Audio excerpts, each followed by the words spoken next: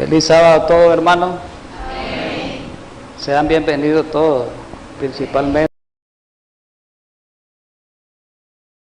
los hermanos que nos visitan por primera vez y otros hermanos que nos están visitando también, ¿verdad? En esta ocasión, dar una bienvenida muy especial y un feliz sábado muy especial a todas aquellas personas que nos miran en distintos países a través de la televisión, ¿verdad? A través del canal Holan 7 Internacional, en los Estados Unidos, en México, en Centroamérica y en algunos países suramericanos y creo que también en Alemania, ¿verdad? Europa. Así que sean bienvenidos y les invito a todos los que estamos aquí y a todos los que están viendo esta enseñanza para que le pidamos al Señor que nos dé sabiduría para entender la palabra de Dios, la palabra inspirada de Dios. Así que vamos a pedir la bendición de Dios para que sea bendecida esta palabra y podamos entenderla. Vamos a arrodillarnos, por favor.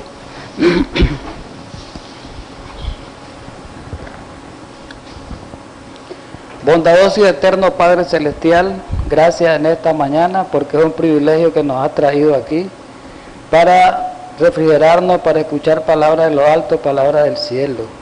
Gracias, Señor, porque tú quieres que tus hijos todos sean salvos, todos procedan al arrepentimiento, tú no quieres que ninguno se pierda. Ayúdanos pues para que atendamos y aceptemos el consejo de la palabra inspirada en este día.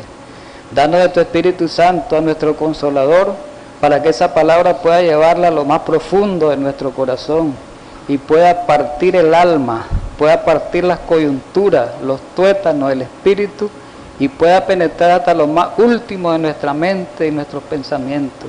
Gracias, Señor, por darnos esa palabra porque es vida para eternidad. En Cristo Jesús te rogamos y te pedimos todo esto. Amén.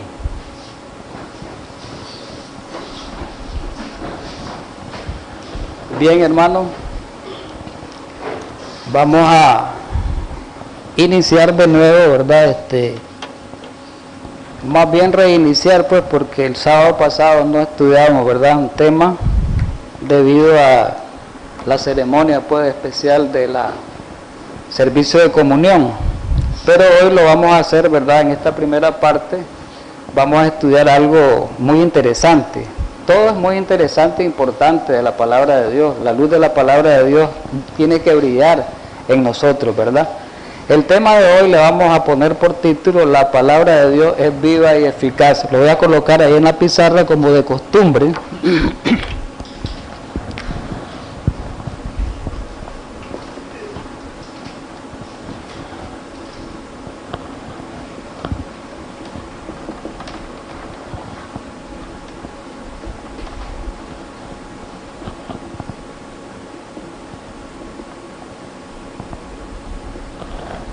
Es viva y eficaz, ¿verdad?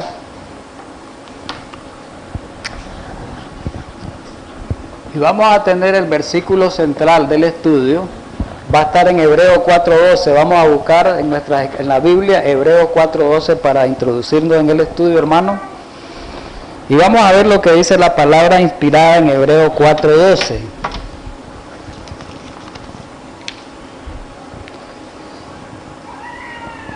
Amén. Dice la palabra inspirada en el versículo 12, el capítulo 4 de la carta a los Hebreos: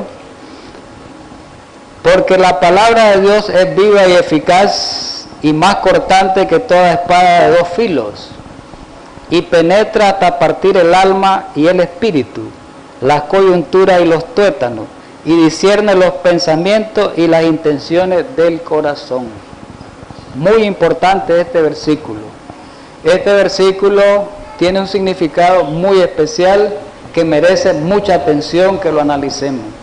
No vamos a introducirnos a interpretar el versículo en su totalidad, pero sí vamos a hacerlo tomando dos palabras importantes de este versículo. Y esas dos palabras importantes que las vamos a estudiar esta mañana solamente son la palabra viva y la palabra eficaz. El estudio va a estar basado en esas dos, en este versículo, basado en esas dos palabras. Dice que la palabra de Dios es viva y es eficaz. Vamos a tocar esos dos aspectos. ¿En qué consiste que diga que la palabra de Dios es viva y en qué consiste la eficacia de la palabra? Eso es importante entenderlo, ¿verdad? A ver qué nos quiso decir el apóstol Pablo en aquel tiempo, pero recordemos algo, que toda la palabra que se escribió, ¿para quiénes es principalmente? Para los que hemos alcanzado los fines de los siglos. Lo que se escribió antes es para nuestra enseñanza en este tiempo, ¿verdad? Bueno, dice dos cosas, vamos a situarla aquí. Palabra. Dice que la palabra de Dios es viva, vamos a poner viva. Y dice que la palabra de Dios, ¿cómo es? Eficaz. Dos aspectos interesantes de la palabra, ¿verdad? Pero vamos a estudiar cada uno de los aspectos, ¿verdad? Y qué es lo que está involucrado en cada uno de ellos con algunos detalles. Por ejemplo, vamos a estudiar primeramente por qué la palabra de Dios es viva. ¿Qué significa que la palabra de Dios es viva? Viva. Si la palabra de Dios es viva, quiere decir que produce vida. ¿Verdad que sí?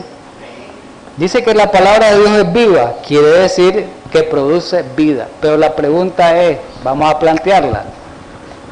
¿Qué clase de vida produce? Vamos a plantearla pues en la pizarra. ¿Qué clase de vida produce? Es interesante plantearnos esa pregunta. Si dice que es viva, ¿qué clase de vida produce? La misma Escritura nos da la respuesta al escudriñarla, como dice la palabra de Dios. Y vamos a encontrar qué clase de vida produce. La palabra de Dios produce dos tipos de vida. Oiga bien, qué interesante esto, arrancar con esto. Dos tipos de vida. ¿Y cuáles son esos dos tipos de vida? Vamos a poner aquí dos tipos de vida. Vamos a poner vida. Dice que son dos tipos de vida. Una produce una vida física material. Vamos a escribirla aquí, física. O material, pues es lo mismo, ¿eh? Pero también la palabra de Dios produce una vida espiritual. Vamos a entenderlo, vamos a mostrar los dos aspectos. Física o material, pero también espiritual.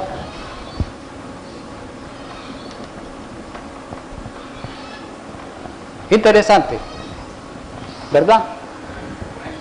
Pero ahora vamos a estudiar cada uno de los detalles. Mire cómo vamos adentrándonos. Vamos a ver qué significa que la palabra de Dios produce vida física o vida material. Y qué significa que la palabra de Dios produzca vida espiritual.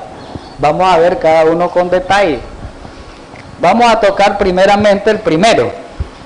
Lo vamos a subrayar. Vamos a ver el primero. Vamos a ver primero esa parte. Vamos a hacerlo un poquito aquí para que hagamos más ordenadito, ¿verdad? Un poquito más de orden. Y vamos a plantearnos, vamos a ver la primera parte. Dice que la palabra de Dios produce vida física material. ¿A dónde dice eso? ¿Cómo lo dice eso? Vamos a verlo. Escribamos aquí vida física material. Y vamos a ver los versículos importantes para eso de la vida física. Vamos a escribir que los versículos importantes es el Salmo 33, 6 y 9. Esos salmos, eso los vamos a leer. Y vamos a ir viendo cada una de las partes interesantes que involucra esa parte física de la palabra de Dios. Y en el principio, no hay una parte mejor para enfocar a esta parte que irnos al principio, al capítulo 1 de Génesis. ¿Qué es lo que habla el capítulo 1? La creación. Vamos a irnos al capítulo 1 y vamos a leer algunos versículos, ¿verdad?, que tengan que ver con que la palabra de Dios creó cada cosa.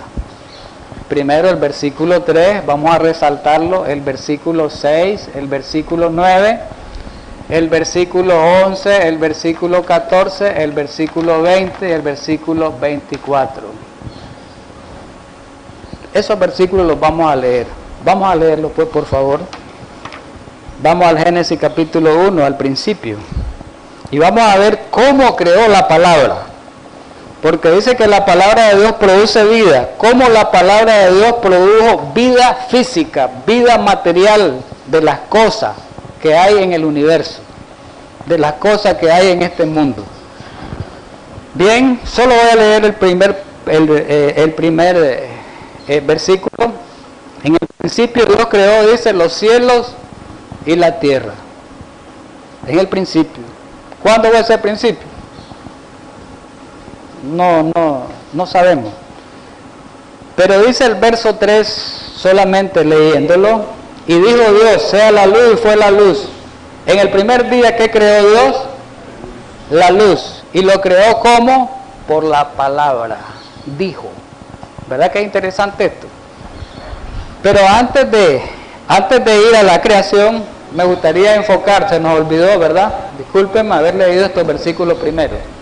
Antes de leer el primer Salmo 33, ahí vamos a iniciar, ¿verdad? Con el Salmo 33, 6 y 9. Vamos a iniciar antes de el Génesis. Salmo 33, 6 y 9 para que vayamos en el orden. Vayamos en el orden. Me había adelantado un poquito, pero para que vayamos en el orden. ¿Qué dice el Salmo 33, 6? Por la palabra de Jehová fueron hechos los cielos, y todo el ejército de ellos por el aliento de su boca. ¿Qué es lo que está diciendo aquí? Que por la palabra de Dios que fueron hechos los cielos y todo el ejército de ellos. ¿Qué significa cuando dice todo el ejército de ellos? En este contexto la palabra ejército de los cielos, ejército de ellos no son los ángeles. A veces la palabra ejército de los cielos es los ángeles, dependiendo del contexto. Pero en este caso no se refiere a los ángeles, sino se refiere a los cuerpos celestes. ¿Qué quiere decir? A las estrellas, a los planetas, ¿verdad? A los astros, en general, al sol, a las constelaciones, etcétera, etcétera, ¿verdad? Todo lo que son los cuerpos celestes, los planetas, etcétera. A eso se está refiriendo, ¿verdad? No a los ángeles ahí en ese punto. Pero hay algo interesante en el verso 6. Dice el 9, perdón, porque él dijo, ¿qué es lo que vamos a estudiar en el Génesis 1? Porque él dijo, dice en la versión 60, y fue hecho. Versión 60. Él mandó y existió. Una traducción mejor, para encontrar un significado más apropiado, sería cuando dice, porque él dijo y fue hecho, diría la parte última del versículo, él habló y llegó a ser. Él habló y llegó a ser. Él dijo y fue hecho. ¿Verdad? Él habló y llegó a ser, quiere decir que por la palabra de Dios fue creado todo por medio de su palabra, lo que vamos a estudiar en el Génesis capítulo 1 y después en Hebreos 11:3. Vamos a ir pues, hermanos, en el Génesis, íbamos a comenzar, ¿verdad? Solamente leímos el versículo 1 y hemos leído el 3. Vamos a retomar el verso 3. Y dijo Dios, sea la luz, y fue la luz.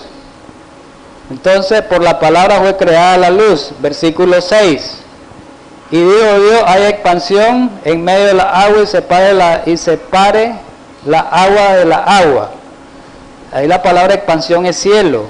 Luego dijo Dios, haya cielo, dice, en medio de la agua y que la separara. Entonces quiere decir que Dios, por la palabra, creó esa separación. Versículo 9. Dijo también Dios, júntense las aguas que están debajo de los cielos en un lugar y descúbranse lo seco. Y fue así. Versículo 11. No lo voy a leer todo el 11. Después dijo Dios, produzcase la tierra hierba verde, hierba que dé semilla, árbol que dé fruto según su género, ¿verdad?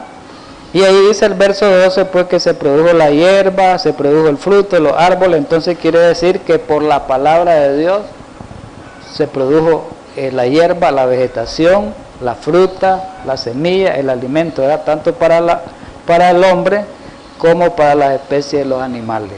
Versículo 14 dice: luego dijo Dios, hayan lumbrera en la expansión de los cielos para separar el día y la noche, ¿verdad? El versículo 20 dijo Dios que se produjeran, que produzcan las aguas seres vivientes y aves. Es decir, ahí Dios por medio de la palabra dijo que se produjeran los animales, las que son las aves, animales de los cielos, ¿verdad? Que vuelan, y también los animales del agua. Pero el versículo 24 dijo también que se produjeran los animales, las bestias terrestres, los animales terrenales, ¿verdad? Entonces vemos en el orden que la palabra de Dios produjo vida, ¿verdad? Pero vamos a ver en el Hebreo 11.3. Hebreo 11.3, por favor.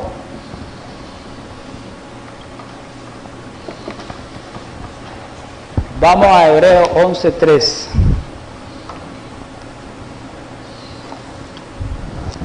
Vamos a ver qué dice Hebreo 11.3, el capítulo de la fe, Hebreo 11. Y ahí habla de la fe. Vamos a leer el 3. Dice el verso 3: por la fe entendemos, dice en esta versión, ¿verdad?, haber sido constituido el universo por la palabra de Dios. ¿Qué fue formado? ¿Qué fue creado por la palabra de Dios? ¿Qué fue? El universo, ¿verdad? ¿Y qué más dice? Y dice también, de modo que lo que se ve fue hecho de lo que no se veía. Qué importante esto. Entonces aquí nos está diciendo, ¿verdad?, que el mundo y todo lo que hay en él, el universo, fue hecho de la nada. De la nada. Dios no necesitó nada, ninguna materia, ningún material. Como cuando nosotros vamos a construir algo, necesitamos materiales, ¿verdad? Para construir una casa se necesitan materiales para construirlo. Pero Dios como constructor, como creador, no necesitó materiales, no necesitó materia prima. Él lo hizo con el poder que tiene por medio de su palabra y fue creado, ¿verdad? Entonces quiere decir que Dios no dependió de materia preexistente que existiera antes, ¿verdad? Porque la ciencia dice, los científicos dicen, ¿verdad?, negando lo que dice la palabra de Dios. Oigamos bien, esto es importante, en la famosa teoría de la evolución, ¿verdad? Y la otra vez hablábamos también que hay una teoría dentro del cristianismo que se llama evolución teísta, que meten la evolución y meten a Dios. Ese es otro problema serio. Pero en la famosa teoría de la evolución científica, dicen los científicos que la materia, el ser material que está aquí en el universo, dice que no fue creado por nadie. Dice que la materia es eterna y que la materia no se destruye ni se crea, solamente se transforma, produce transformaciones, distintas transformaciones, dicen ellos, negando la veracidad de la palabra de Dios, ¿verdad? Es importante esto, hermano. Entonces hemos visto hasta ahorita la primera parte, ¿verdad?, que dice que la palabra de Dios produce vida, vida física, vida material. Pero viene la parte más importante de la palabra de Dios. Eso es importante, pero hay algo más importante de la palabra de Dios, y es lo que debemos nosotros poner mucha atención a esto que vamos a estudiar ahorita. Decíamos en el estudio de que dos tipos de vida produce la palabra, ¿verdad? Ya estudiamos la primera y vamos a estudiar la segunda. La segunda, ¿verdad?, se refiere a la vida espiritual.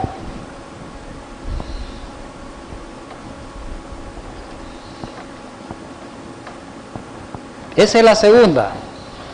Y en la segunda vamos a tener algunos versículos interesantes para mostrar de que en la palabra de Dios produce vida espiritual y por medio de ella somos transformados, por medio de ella somos creados a imagen y semejanza de Dios, ¿verdad? Como al principio Adán fue creado.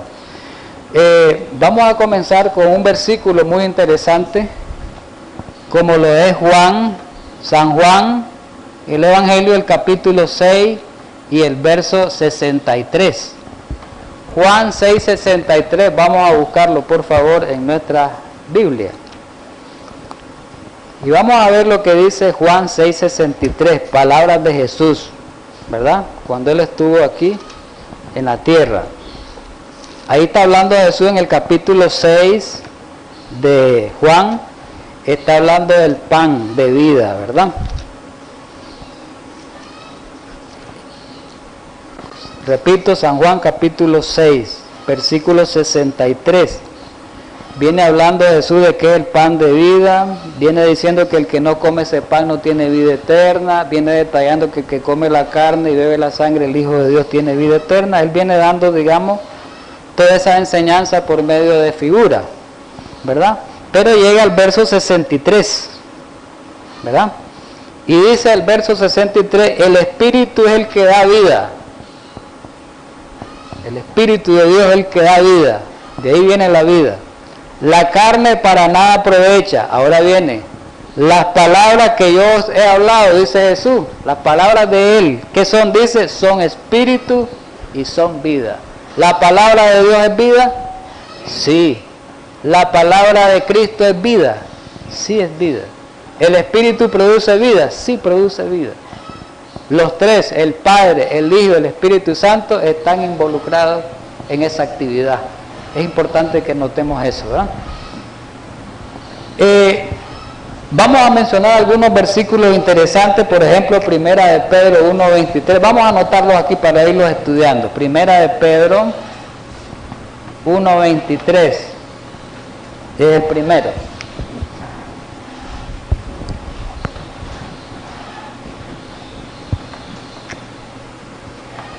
Ese es el primer versículo que vamos a buscar. Y luego el que sigue, pues, Romanos, ya de un solo. 1:16. Vamos a escribirlo.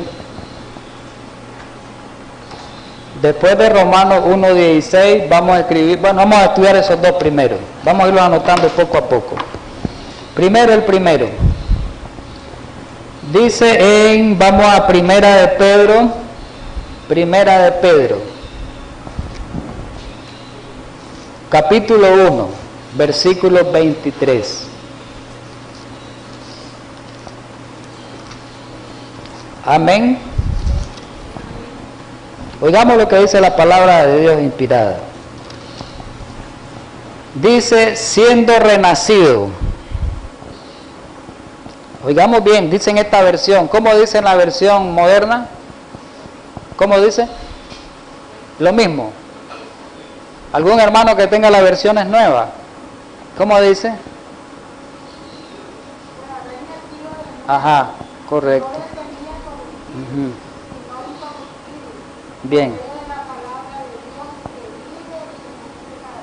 ¿Ve? Entonces dice, en esta versión dice, siendo renacido. ¿Qué significa siendo renacido? Nacer de nuevo. ¿Verdad? Como le dijo Jesús, ¿a quién le dijo?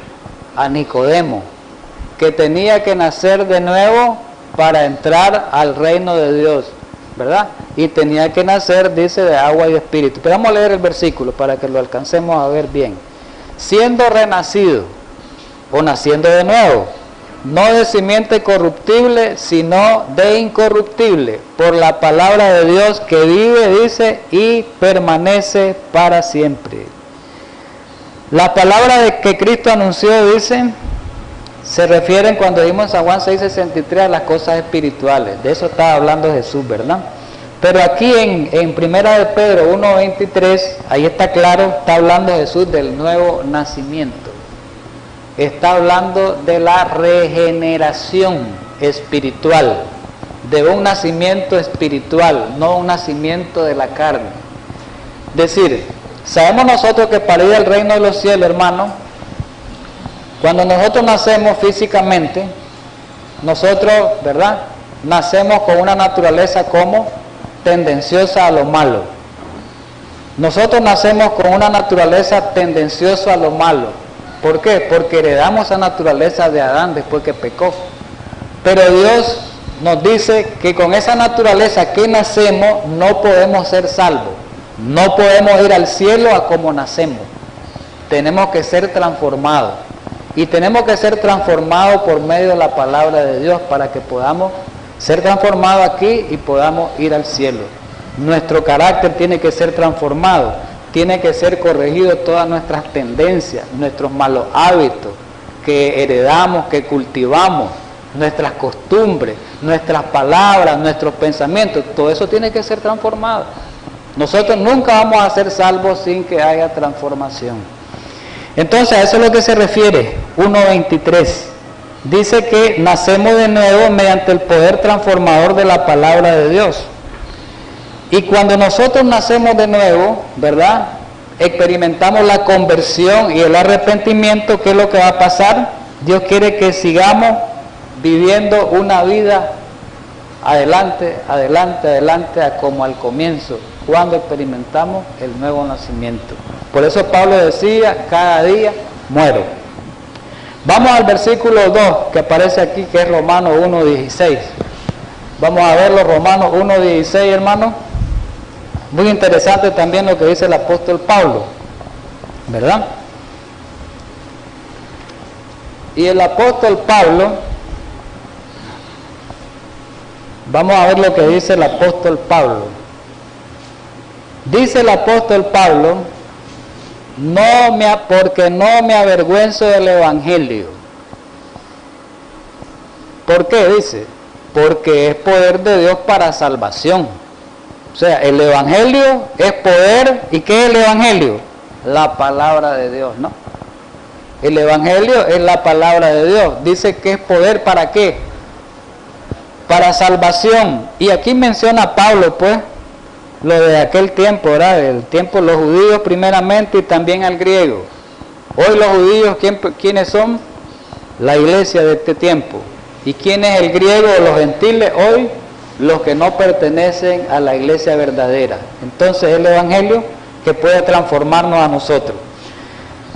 Pero recordemos algo, que el mismo Pablo, en la carta a Timoteo, en la primera carta, el capítulo 2, el verso 4, ahí Pablo dice algo interesante. Dice que Dios quiere que todos seamos salvos. Ahí, primera de Timoteo 2:4, Dios quiere que todos seamos salvos. Y que dice que todos vengamos al conocimiento de ¿qué? De la verdad. Así dice el texto. O sea que el poder divino de Dios es el que produce esa transformación, pero a solo a quienes, a los que estén dispuestos a aceptarlo. El que no esté dispuesto a aceptarlo no va a poder ser transformado. Y si no va a poder ser transformado, no va a poder ser salvo. Vamos a un tercer versículo, por favor. Juan, un versículo clásico de Jesús, Juan 5:39. Hasta lo sabemos de memoria mucho, ¿verdad? Es un versículo clásico que lo utilizamos, palabras de Jesús. Muchos lo sabemos de memoria, ¿verdad? ¿Qué dice Juan 5:39? Escudriñar. Oigamos bien, escudriñar las escrituras. ¿Por qué? Porque os parece tener en ellas la vida eterna. En las escrituras, ¿qué están? La vida eterna. Y ellas, dice, son las que dan testimonio de mí, dice Jesús, son las que hablan de mí. Entonces, quiere decir que aquí nos está diciendo Jesús que para poder ser salvo tenemos que escudriñar las escrituras. Una persona que va a una iglesia, aunque se congregue, digamos bien este detalle, aunque vaya a la iglesia, aunque se congregue, pero si no escudriña las escrituras, no va a poder alcanzar la salvación. Pero escudriñar las escrituras no es leerla, no es agarrarle y leer las escrituras así nomás por casualidad, o leerla de por medio, o leerla un ratito. Eso no es escudriñar las escrituras. Escudriñar las escrituras es estudiar diligentemente, con preocupación, sin descuido, con mucho cuidado, con mucha atención, con mucha perseverancia, estudiarla siempre y que sea el alimento de la vida espiritual de uno. Porque la inmensa mayoría, digamos bien esto, y no nos asustemos, en el mundo cristiano de afuera y en la misma iglesia, poco estudiamos las Escrituras como Dios lo dice. Y por eso caemos en tentación, caemos en pecado, por el descuido de no estudiar las Escrituras. Y si no estudiamos las Escrituras, Dios no nos puede transformar, porque la Escritura es el poder transformador. Dios no te va a transformar nunca si no estudias las Escrituras bien. Aunque vengas a la iglesia 20 años, te vas a perder en la iglesia 20 años si no estudias las Escrituras. La profesión no salva. Venir a la iglesia solo no salva. Es bueno venir a la iglesia porque es un mandato, hay que congregarse, pero hay que hacer la otra cosa que dijo Jesús, escudriñar las Escrituras. Estudiar las Escrituras diligentemente, con esmero, con cuidado, ¿verdad? Muy interesante eso, ¿verdad? Minuciosamente. Si estudiamos las Escrituras minuciosamente, vamos a conocer a Jesús. Y vamos a cumplir San Juan 17:3, cuando Jesús dijo, esta es la vida eterna, que te conozcan a ti, al único Dios verdadero, y a Jesucristo a quien has enviado. ¿Cuándo vamos a conocer a Jesús?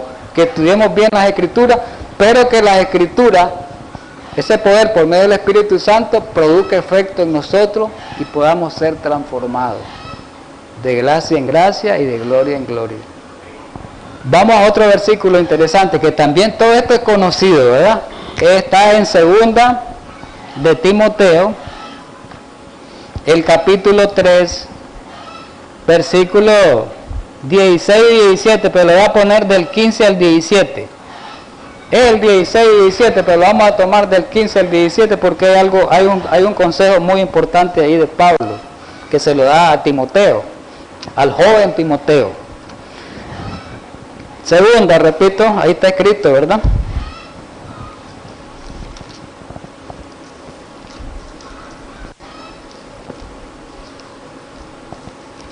Miremos lo que dice la palabra de Dios. Vamos a leer desde el 15, repito. Dice el apóstol Pablo a Timoteo, le dice, digamos bien, qué linda esta palabra, y que desde la niñez ha estudiado la Sagrada Escritura. ¿Desde cuándo estudiaba Timoteo la Escritura?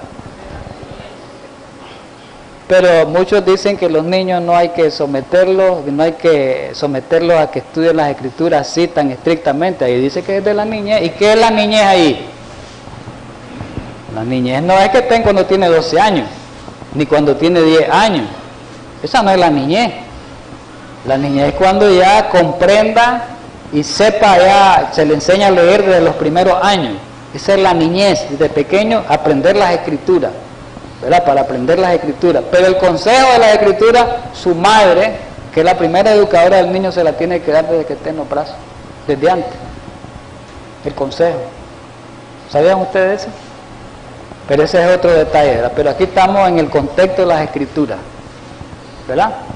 En el contexto de las Escrituras, el niño tiene que estudiar las Escrituras. El padre debe ayudarle a los niños a estudiar las Escrituras. ¿Y qué es de la niñez? Dice, ¿quiénes le ayudaron a Timoteo a estudiar las Escrituras? ¿Quiénes se las explicaron? Dice la Biblia. Su abuela y su madre, ¿verdad? Hasta menciona los nombres. Eunice, creo que es Loida. Dice, y que desde la niñez has sabido las Sagradas Escrituras, las cuales te pueden hacer sabio para la salvación. ¿Qué nos va a hacer sabio para la salvación?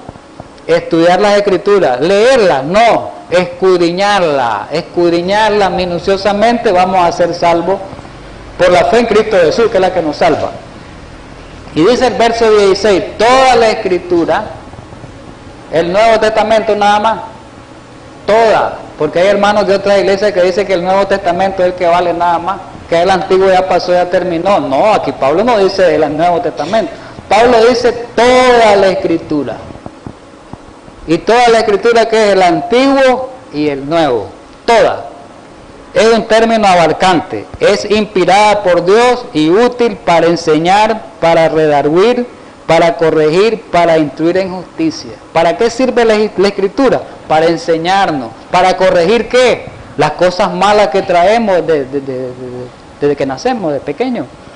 La naturaleza tendenciosa a lo malo, lo que vamos aprendiendo del mundo, de que nos rodea, de las personas que son sin Dios, lo que vamos aprendiendo, los malos hábitos. Entonces la Escritura viene y nos va a corregir, nos va a educar, nos va a instruir, nos va a disciplinar las Escrituras. Ahí están las 4 funciones de las Escrituras, 4 funciones, ahí las menciona Pablo. Dice, enseñar, redarguir, corregir e instruir. ¿Y para qué vamos a ser instruidos? El versículo 17 lo dice, es el resultado de ello. A fin de que el hombre de Dios sea, ¿qué? Perfecto. Pero hay personas que dicen que nadie puede ser perfecto. ¿Y por qué dice ahí que podemos ser perfectos? Claro, y la Escritura dice que podemos llegar a ser perfectos. Sí, claro. En San Juan 5:48 Jesús dijo, ¿verdad? También, sed perfecto como vuestro Padre Celestial que está en los cielos es perfecto. Pero recordemos que hay muchos que no entienden el concepto de perfección. Y tal vez ellos lo relacionan con el concepto de perfección, aplicándole a Dios, relacionándolo con Dios, con el perfecto con el concepto de perfección absoluta que pertenece solo a Dios. Claro que yo no puedo ser como Dios, porque yo ya pequé y Dios no pecó en perfección absoluta, pero sí de acuerdo a la naturaleza débil, la naturaleza caída de nosotros, podemos llegar a ser perfectos cuando nos arrepentimos de nuestros pecados, cuando se han borrado nuestros pecados, limpiado nuestros pecados con la sangre del Cordero, cuando nos arrepentimos y caminamos en santidad, de una manera, como dice la Escritura, creciendo en la gracia y en el conocimiento de nuestro Señor Jesucristo. Ahí llegamos a ser perfectos, pecadores, arrepentidos. Ese es el que alcanza la perfección espiritual que dice la palabra de Dios. No es la perfección absoluta como tienen las demás personas, ¿verdad? De que creen que estamos comparándonos con Dios en ese sentido. Pero sí tenemos que tener el carácter de Jesús, porque Jesús fue hombre, tenemos que ser como Él, ¿verdad? Con su carácter. Eso sí tiene que ser en nosotros el carácter de Jesús cuando Jesús estuvo aquí en la tierra como hombre. No vamos a compararnos con la deidad, con Dios, ¿verdad? Bien, vamos ahora a estudiar, ya abarcamos, digamos, lo que es la parte espiritual. Decíamos al comienzo que íbamos a estudiar del versículo 4:12, 2 cosas importantes. Ya estudiamos la primera, vamos a estudiar la segunda. Me permiten, voy a borrar un poco porque ya no voy a utilizar esto. Vamos a borrarlo.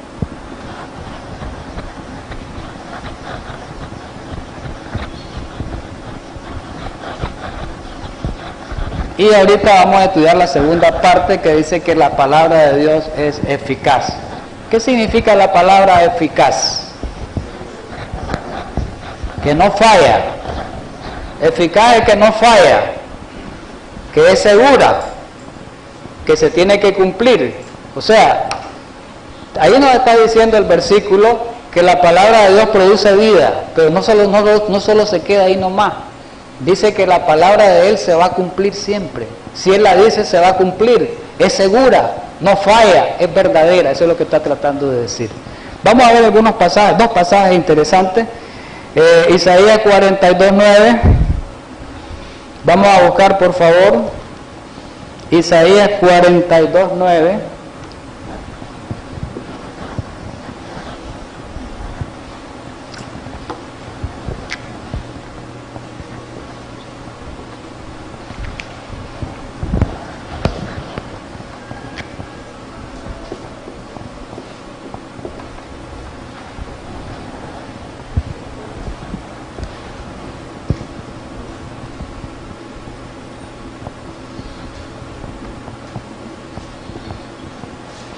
Vamos a hacer este cuadrito.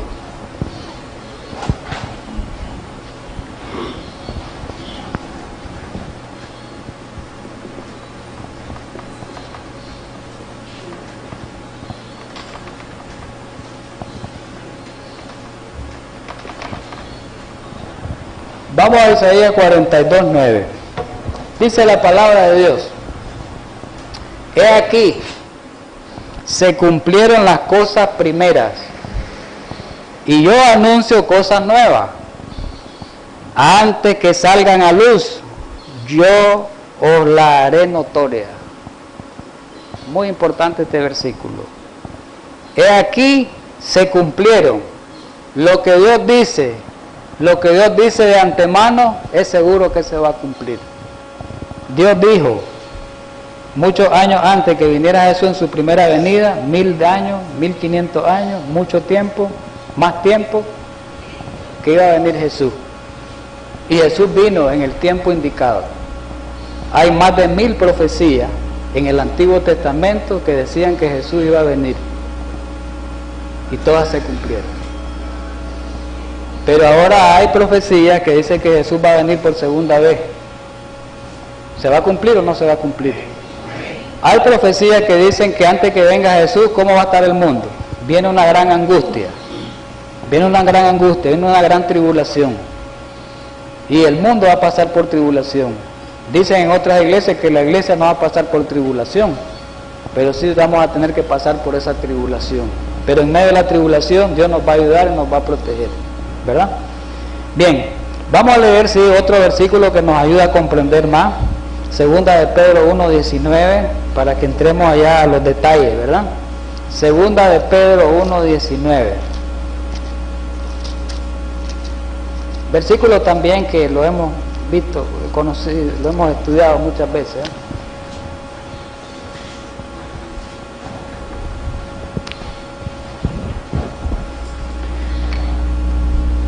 ¿Qué dice en segunda de Pedro 1:19?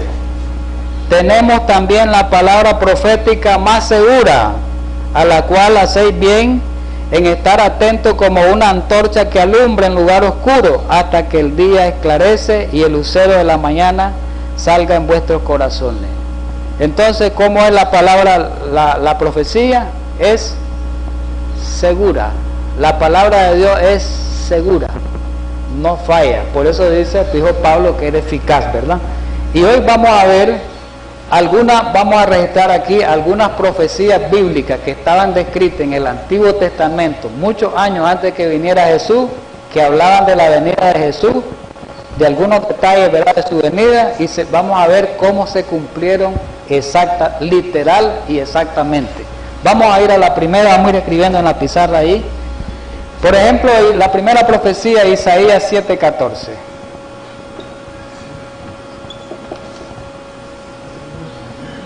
Vamos a ver en Isaías 7:14 y vamos a ver el cumplimiento.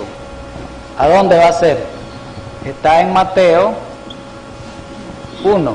No vamos a poner todos los versículos, vamos a ver los versículos interesantes, 18, 21 y 23, para que vayamos al 18, 21 y 23. ¿Qué evento hablaban eso? Nacimiento de Jesús.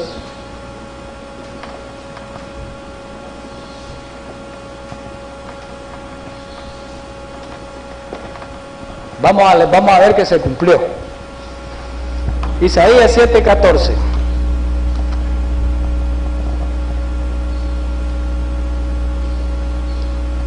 Miremos lo que dice la palabra de Dios. Dice la palabra de Dios, Isaías 7:14, por tanto el Señor mismo os dará señal. ¿Cuál es la señal? He aquí que la Virgen concebirá y dará a luz un hijo. ¿Cómo le iba a llamar? Y llamará su nombre Emmanuel. ¿Qué es lo que significa Emmanuel? Dios con nosotros. ¿Quién es Dios con nosotros? Jesús. Entonces el profeta Isaías, ¿quién fue primero, Isaías o Jesús? Isaías, ¿no? Para que pudiera hacer una profecía, Isaías fue primero. Isaías profetiza. Isaías existió más o menos más de 7 siglos antes de la venida de Jesús, como 700 y pico, 750 años antes de que Jesús viniera. El profeta Isaías dice, van a ser Jesús, van a ser el Dios hombre, van a ser el Dios que está con nosotros, van a ser Emmanuel, van a ser el Cristo, van a ser el Mesías, dice. Y lo vamos a ver que se cumplió en los días de Jesús. Y ahí están los versículos. Y dice que iban a ser de una virgen. ¿Fue cierto o no fue cierto? Claro, vamos a Mateo 1. Vamos a ver, lo que estamos demostrando es la eficacia de la palabra. 700 y pico, 750 años, 740 años antes que viniera Jesús, se dijo que iba a nacer y Jesús nació. Vamos entonces, hermano, vamos a leer el 1:18, dice: el nacimiento de Jesús fue así, ya en los días de Jesús, estando desposada María, su madre, con José. ¿Qué significa desposada? Que estaba comprometida pero que no estaba casada. Cuando María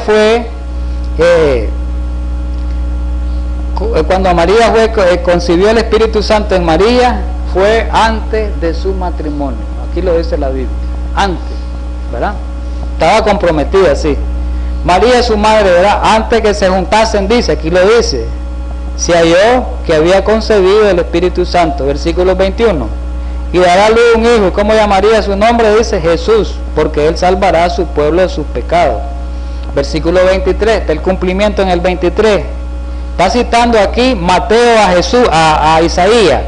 He aquí una virgen concebirá, porque aquí lo dice el 22. Miremos lo que dice el 22. Todo esto aconteció para que se cumpliera lo dicho por el Señor por medio del profeta. ¿Cuál profeta? Isaías. Isaías. Ahí está mencionando, por medio del profeta Isaías. Dice, y comienza a mencionar el versículo. He aquí una virgen concebirá y dará a luz, lo que acabamos de leer, ¿verdad? Entonces, ¿se cumplió o no se cumplió? Vamos con otro evento, Miqueas 5:2.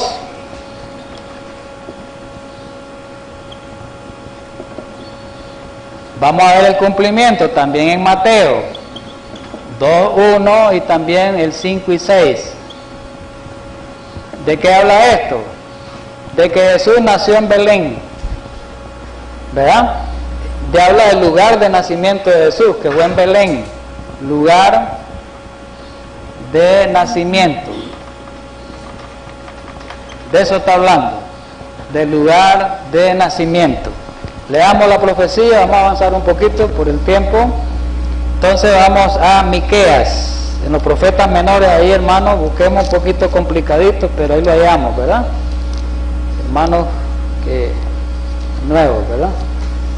Entonces Miqueas, ¿en qué tiempo existió? Dice la cronología bíblica que Miqueas fue contemporáneo más o menos de Isaías, más o menos, por ahí, como 7 siglos, 8 siglos por ahí, más o menos contemporáneo. ¿Qué dice entonces Miqueas 5:2? Pero tú, Belén Éfrata, pequeña para estar entre la familia de Judá, de ti me saldrá el que será el Señor, el que será Señor en Israel. Oigamos bien esto, y viene lo interesante. Y sus salidas son ¿desde cuándo? Dice, desde el principio y de los días de la eternidad. Ahí está hablando de Jesús. ¿Y a dónde nació Jesús? Dice, en Belén. Comprobemos lo que Jesús nació en Belén. Vamos a San Mateo.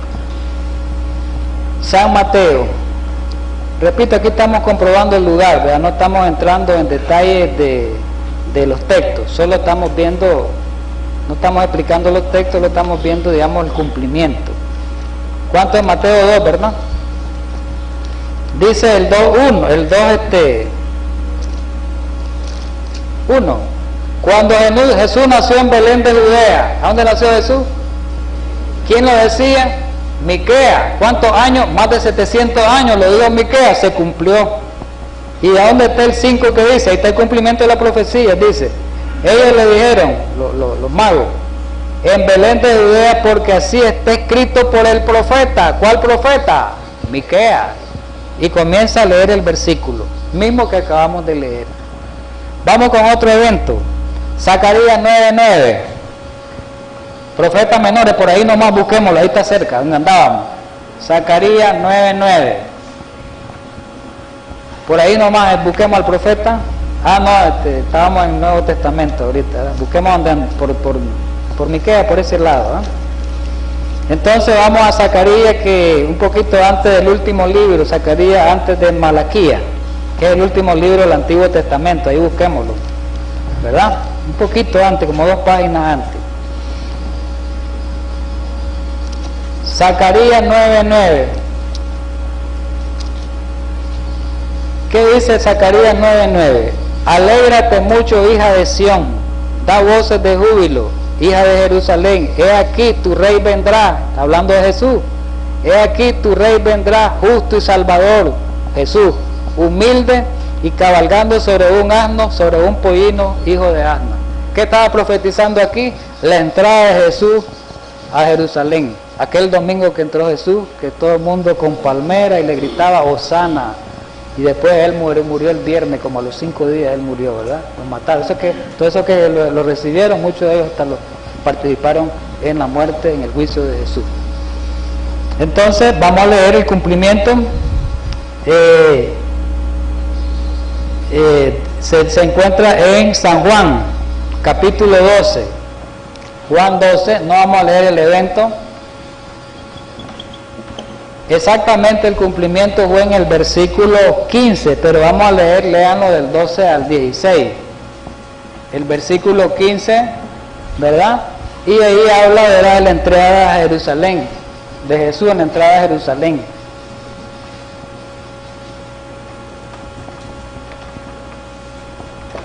Entrada a Jerusalén de Jesús.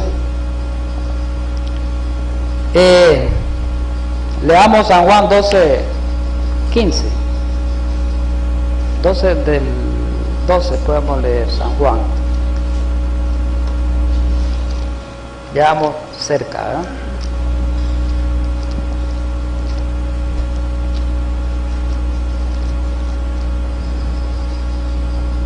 Dice en San Juan 12,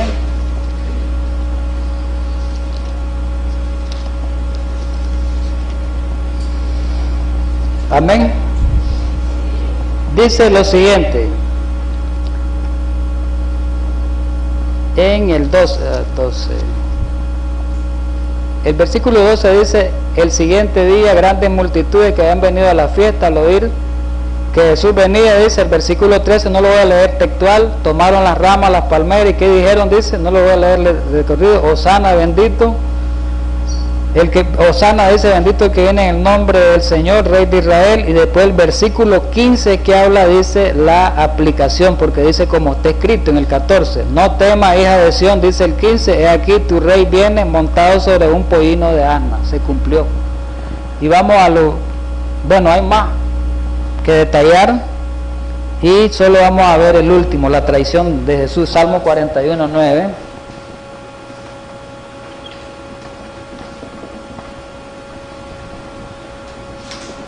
Y vamos a ver la traición de Jesús, ¿verdad? Por parte de Judas, estaba profetizada en San Juan 13:18.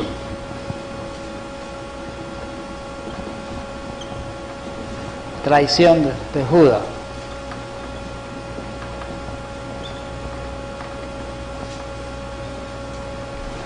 Leamos el Salmo 41. ¿Quién escribió los salmos? ¿Y sabe cuánto tiempo hay entre David y Jesús? 1000 años. O sea que cuando David escribió esto se cumplió aproximadamente 1000 años después. O sea que habían profecías de más de 1000 años. Miremos lo que dice 41:9. Aún el hombre de mi pasta ha profetizado, en quien yo confiaba, oigamos bien, el que de mi pan comía, alzó contra mí el calcañar. ¿Quién era el que anduvo junto con Jesús esos 3 años y medio y lo traicionó? Comió con él, dormía con él, andaba con él siempre, predicaba con él, salía con él. ¿Quién era? Judas.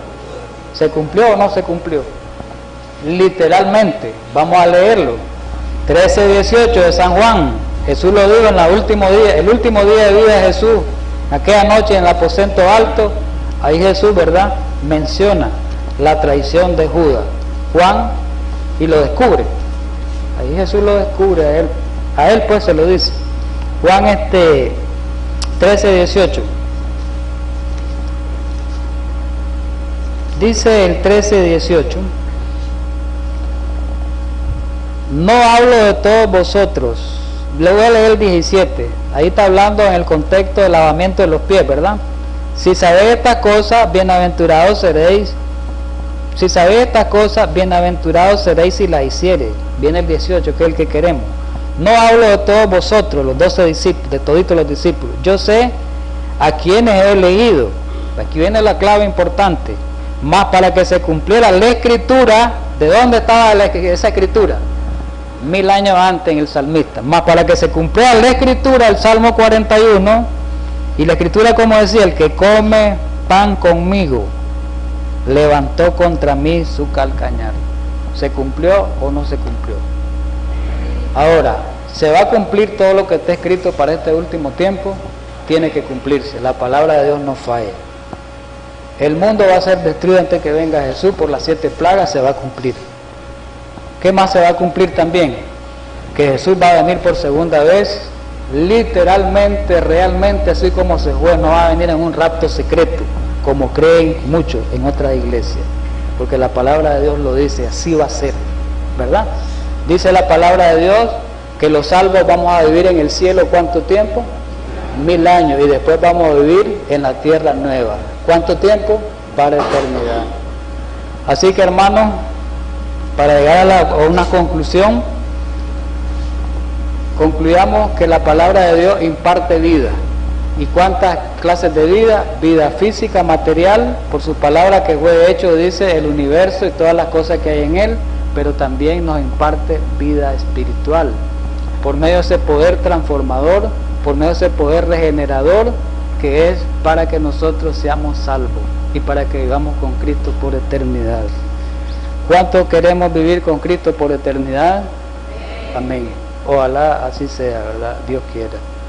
Vamos a terminar orando en esta mañana, en esta primera parte. Que tengamos una bendición de Dios.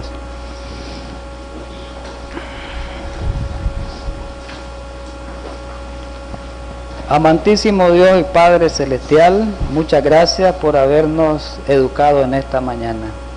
Gracias por darnos esa palabra de vida que tanto necesitamos para poder transitar en este mundo, en este desierto, para que podamos transitar y podamos nosotros salir vencedores.